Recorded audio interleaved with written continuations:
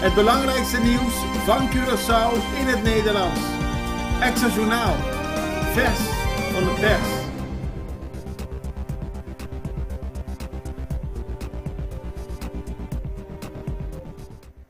Welkom bij Extra Journaal. Fijn dat u weer kijkt. We hebben belangrijk nieuws voor u, want er is al veel gebeurd vandaag. Daarover en meer in deze uitzending van Extra Journaal. Er is veel gebeurd, zoals ik al zei, onder meer een onderlinge regeling die getekend is. Daarover zullen we gedurende deze uitzending meer aandacht aan besteden. Maar laten we beginnen met het belangrijkste nieuws. Onderlinge regeling getekend.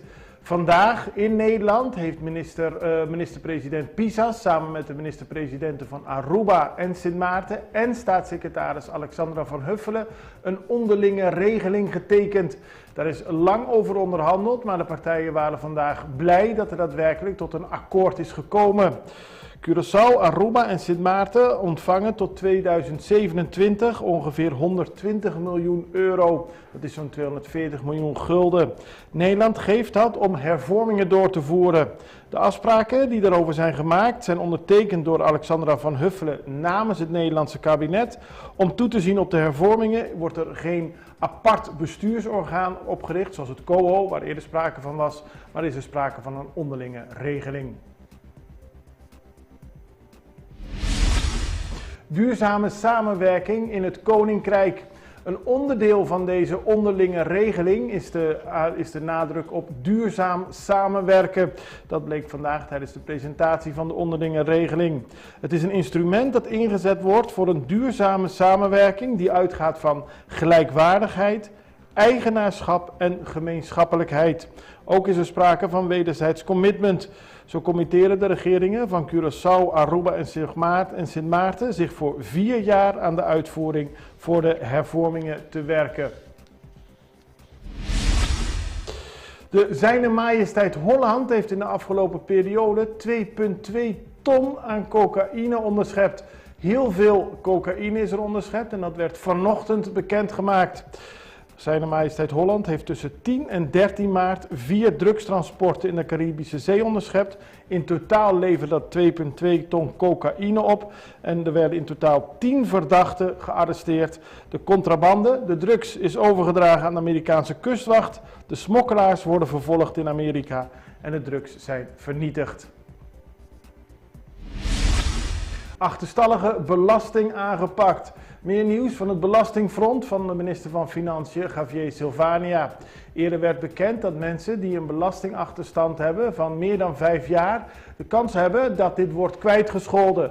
Tenminste, dat gebeurt onder bepaalde voorwaarden. Als die belastingsschuld een gevolg is van strafrechtelijk of fiscaal onderzoek, verdwijnt de plicht om te betalen niet na 5 jaar. Ook als er sprake is van een belastingachterstand van meer dan 1 miljoen gulden, maar dat gebeurt niet bij iedereen, moet er gewoon terugbetaald worden.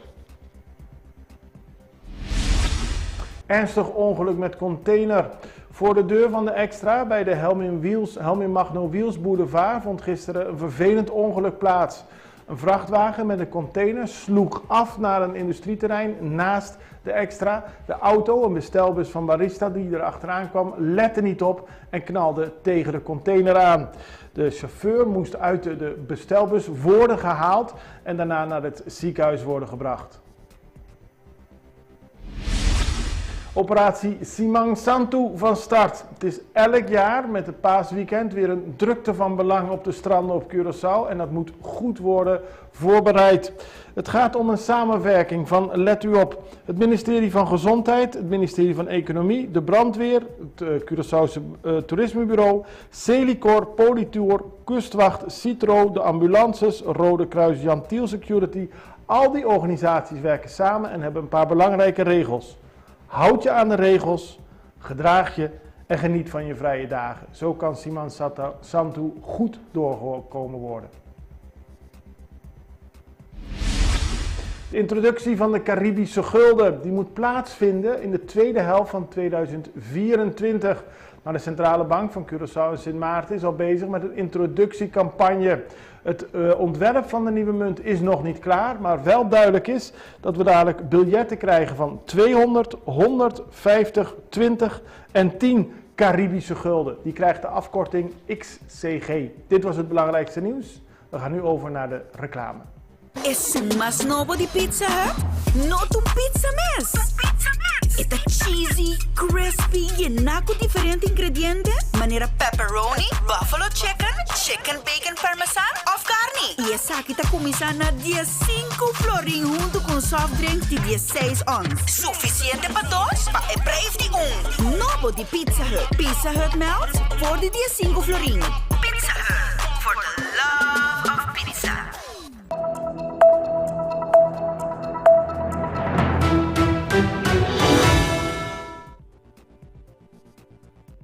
Van de onderlinge regeling. Dat is vandaag in Den Haag plaatsgevonden. En de staatssecretaris van Koninkrijksrelaties, Alexandra van Huffelen, toonde zich heel erg verheugd over deze ondertekening. Kijk naar het volgende fragment waarbij ze introduceert wat de ondertekening precies behelst. Maar ik wilde ook zeggen vanuit Nederland dat het ondertekenen van deze onderlinge regeling ongelooflijk fantastisch is. Een heel mooi resultaat en ik kan niet genoeg benadrukken hoe blij ik daar ook mee ben. En natuurlijk zal ik van mijn kant me er vol voor inzetten om de landen te ondersteunen bij het uitvoeren van de hervormingen. Want die zijn niet alleen maar van belang vanuit een economisch perspectief. Het zorgen dat de economische basis van de landen breder wordt en minder afhankelijk van alleen toerisme. Maar vooral ook om te zorgen dat investeringen die heel nodig zijn op het gebied van onderwijs en zorg, een sterkere arbeidsmarkt en het aanpakken van armoedeproblematiek ook echt worden opgepakt. En vanuit Nederland zullen we dat ondersteunen. Met mensen en met middelen, maar ook door het openstellen van fondsen zoals het Nationaal Groeifonds en het fonds dat bijdraagt aan de stimulering van duurzame energieproductie en klimaattransitie. Ongelooflijk fantastisch. Dat zijn geen woorden die we dagelijks horen in de Koninkrijksrelaties, maar ze zijn goed om te horen. Van Huffelen, de staatssecretaris, benadrukte dat er duurzaam zal worden gewerkt, maar ook dat er al samen wordt gewerkt. En ik ben wel blij om te zeggen dat we in de afgelopen jaren, want we zijn natuurlijk ondertussen sinds 2020 ook echt aan het werk gegaan. Er zijn mooie resultaten gerealiseerd. Ik heb zeer veel waardering voor de daadkrachtige aanpak van de minister van Sociale Ontwikkeling, mevrouw Larmonie Cecilia, die hier vandaag ook aanwezig is om de noodzakelijke hervormingen de arbeidsmarkt op Curaçao en de sociale zekerheid vorm te geven. De manier waarop Aruba het gesprek is aangegaan met bonden en werkgevers over de modernisering van hun arbeidsmarkt. En op Sint Maarten hoe een positieve en daadkrachtige manier van werken ervoor heeft gezorgd dat er al een General Health Insurance is ingevoerd, beter gezegd wordt ingevoerd per 1 januari 2024. We hebben dus ook gezien dat het werkt, die samenwerking. Kasha vertegenwoordigt de kleinere toeristenorganisaties hier op Curaçao, de toeristenbedrijven, dat is een beter woord, appartementencomplexen, duikscholen, autoverhuurbedrijven, dat soort organisaties werken samen in Kasha, maar het is ook belangrijk dat de leden elkaar kennen. En daarom was er gisteren een Kasha-markt voor de leden van Kasha bij het mooie landhuis Bonavista. We spraken met verschillende leden van deze organisatie om zo een beeld te krijgen wat zich op toeristisch gebied allemaal afspeelt op Curaçao. Dit ziet er heel kleurrijk uit. U bent de eigenaar hiervan of de eigenaresse hiervan. Wat is uw naam? Mijn naam is Renate Roleves en ik ben van Happy Paintings. En wat is Happy Paintings? Vrolijke, kleurrijke schilderijen van de Caribbean, van de dingen van Curaçao, dus van alles. Maar die auto, dat is natuurlijk een mooie trekpleister, maar dat is niet voor de verkoop, begrijp ik. Nee, het is niet voor de verkoop, het is eigenlijk onze reclamebord, zeg maar. En mensen gaan dan vragen, zo, dat is mooi. Nou, er worden heel veel foto's van gemaakt, vooral in de stad, omdat wij ook de winkel in de stad hebben, in Punda. Dus heel veel toeristen maken er foto's van. Villa Topzicht, nou de naam zegt al heel veel, neem ik aan. Klopt. En toch, het heet Villa Topzicht, maar we hebben een kleinschalig resort. Met 3 accommodaties. Dus een ruime studio, een 1 slaapkamer en 2 slaapkamerappartementen. En waar is de Villa Topzicht? Op Cascarandi. Helemaal bovenin. Helemaal bovenin, dus prachtig uitzicht. Lekker wind altijd, dus ja. Vandaar de naam. Vandaar de naam, Villa Topzicht. Maar het is zeg maar een geheim in de zin van, het is geen massatoerisme. Het is echt voor de mensen die iets leuks willen hebben, iets speciaals op Curaçao. Precies, dat klopt. En hier zo'n markt, dat je andere leden ontmoet, is dat nuttig, handig? Ik denk het wel. De samenwerking is altijd sterker dan dat je het alleen doet. Ja. Miss Boat Trips, dat is een bekende naam op Curaçao. Ja, zeker. We bestaan al 38 jaar. Dus over 2 jaar dan gaan we een groot feest vieren. We hebben een 40-jarig jubileum. En we waren echt de pionier als het ware met het organiseren van trips naar Klein Curaçao. We hebben een mooie beachhouse daar, dus we varen 5 keer per week. Daarnaast doen we privé-events ook nog, van alles wat bruiloften, feesten, partijen ook aan boord. Dus het is druk. Het is druk, ja zeker. Hoe gaat het op de markt?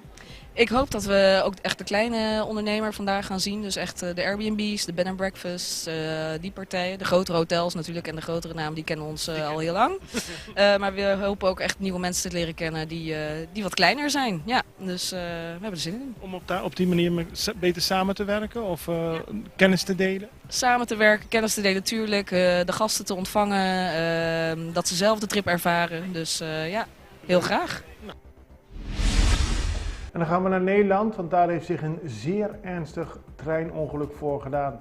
Afgelopen nacht vond dat plaats bij Voorschoten. Het gebeurde rond 3:30 Nederlandse tijd. Een passagierstrein raakte ontspoord en daarbij is een medewerker van bouwbedrijf BAM om het leven gekomen. Tientallen mensen zijn gewond geraakt. De trein botste op een bouwkraam van BAM die op het spoor stond. Volgens de topman van ProRail is het een zwarte dag voor het Nederlandse spoor. Tussen Leiden Centraal en Den Haag rijden dagenlang geen treinen. Hoe het ongeluk met de trein precies kon gebeuren is nog onduidelijk. Dat wordt op dit moment onderzocht.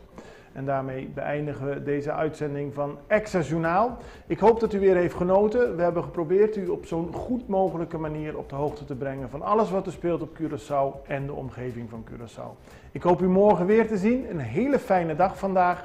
Tot ziens. Dag.